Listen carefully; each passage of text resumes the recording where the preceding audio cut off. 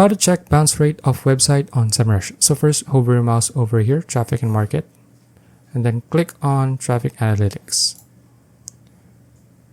Okay, now click on traffic and market here at the top.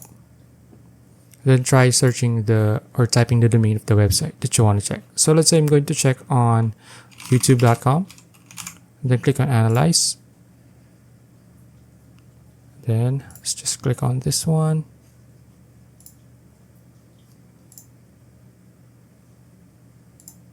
Let's just refresh this.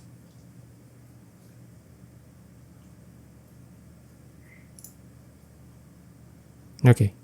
So once you're here, you just need to click on the bounce rate here, the option here, and then you will see all of it here. Okay. So as for this one, I can't really check it since this is just sample data.